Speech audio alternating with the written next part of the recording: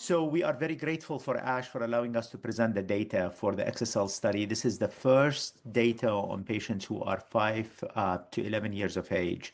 And we presented data on 11 subjects with sickle cell disease and 13 subjects with the transfusion-dependent beta-thalassemia who are between the ages of 5 and 11.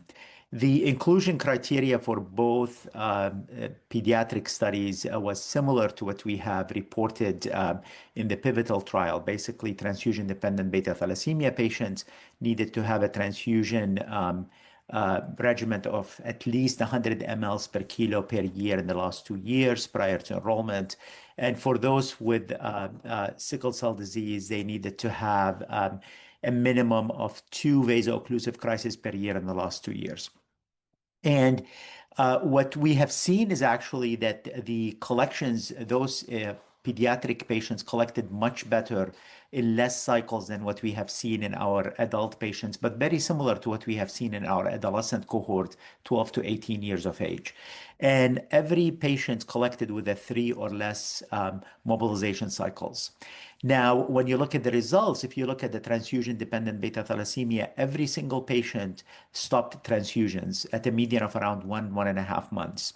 And if you look at the 6 patients that had enough follow-up, meaning at 12 consecutive months of follow-up after the last red blood cell transfusion, 100% of the patients met our primary endpoint of being transfusion independent with a normal hemoglobin adjusted for age, which is quite encouraging because what we see is that the patients responded extremely well to this therapy.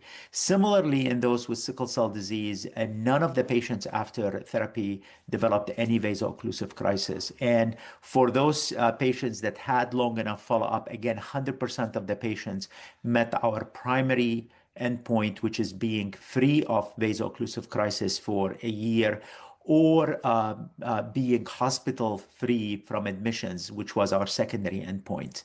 And again, all these patients achieved a hemoglobin which is normal adjusted for age and a minimum fetal hemoglobin of 40%. So again, this, if you look at our data in the adult, then the adolescent, then the pediatric data, this data clearly shows that individuals treated at younger age, in this situation, 5 to 11 years of age, did very well. And this is what you expect because you are actually treating before you start any potential side effects, correct? So a lot of individuals with sickle cell and beta thalassemia have irreversible damage from their disease as they grow older.